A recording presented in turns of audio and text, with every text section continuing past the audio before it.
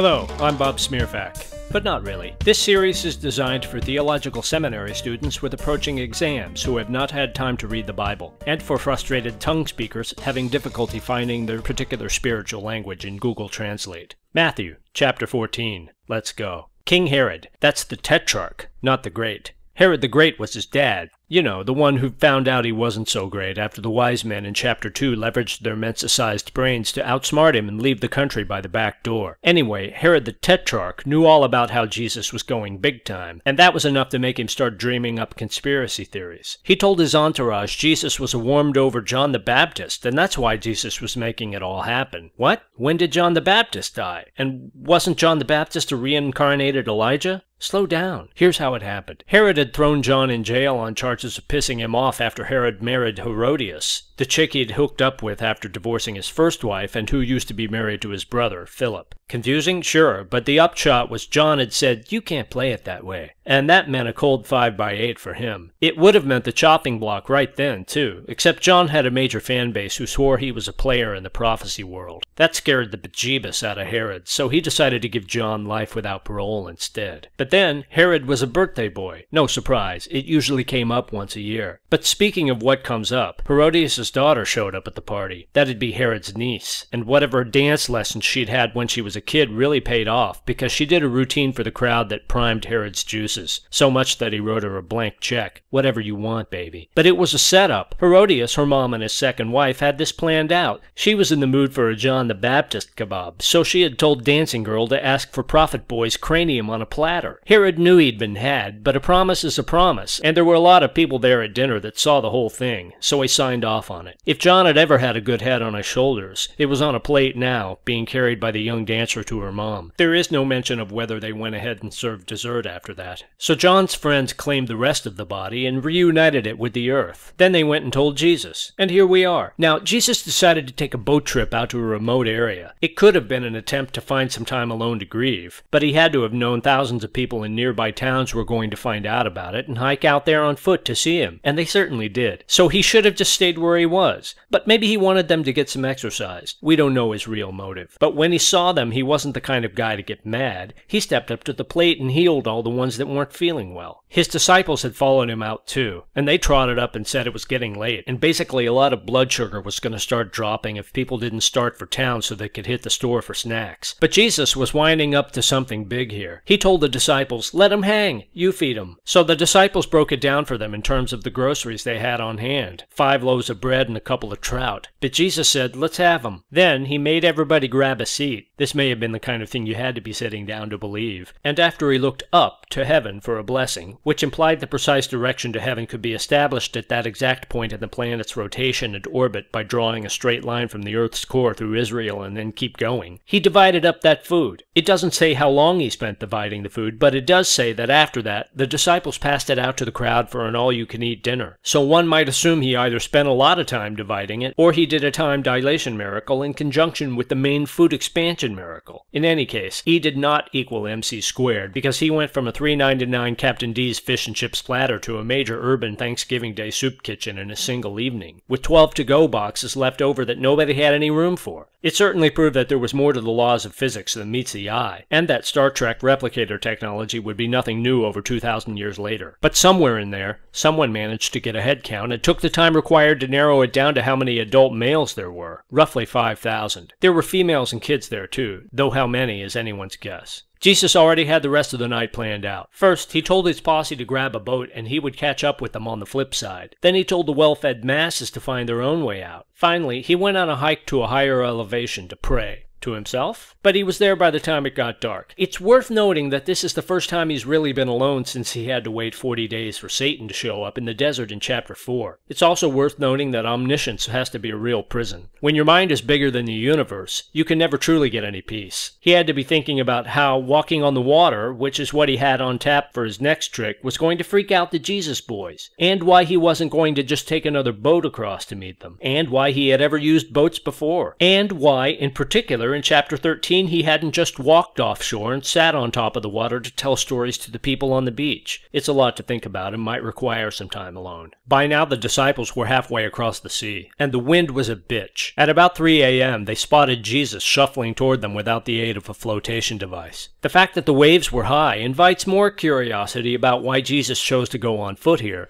since the irregularities of the water's surface effectively doubled the distance he had to walk. But omniscience dictates that you've considered all the angles, which implies he knew what he was doing. Whatever his motives, the disciples started screaming that there was a ghost. Jesus told them, "No, calm down, it's me." Peter took the lead here and requested further identification in the form of giving him the ability to walk on water too. For some, that might not have been enough, surmising that if a powerful being had the ability to hydroplane and could impart that ability to someone else as well, it didn't necessarily guarantee that being's honesty. But it was enough for Peter. So Jesus gave him the go-ahead and Peter jumped down onto the water. So far so good, but when he noticed the wind was up, that took the wind out of his own sails and he started to take a bath. So he called out the name of the Lord, but not in vain, because Jesus snagged him and pulled him out. Then he lectured him on not having enough faith as they got back in the boat. Incidentally, right then the weather cleared up. This was enough for everyone aboard ship to tell Jesus they thought he was God's son. 3 or 4 in the morning is not the time when most people's neurons are firing consistently, so it's easy to speculate that this may be the reason he didn't explain to them he was God, in the form of his own son, fully omniscient except for the mind partition that precluded the son part from knowing when his own second coming was going to be, but we won't get into that for another 10 chapters. They hit shore in Gennesaret, a nice place. Its name meant Garden of Riches, no less. When people got wind that Jesus was making an appearance, they put out feelers to find all the people who might not be feeling well and bring them around. They thought Jesus was so cool that pretty much all they'd have to do is touch his clothes, and it turns out that everyone who did got a major boost of health points. Next in this series, we'll move on to chapter 15. Spoiler alert, the apostles are a case study in poor short-term memory. Jesus wants to feed another stadium full of people, but they just can't seem to imagine where he's going to find all that food. As always, I'm not a religious figure, but if you want me to save you, or damn you to hell, I'll do my best.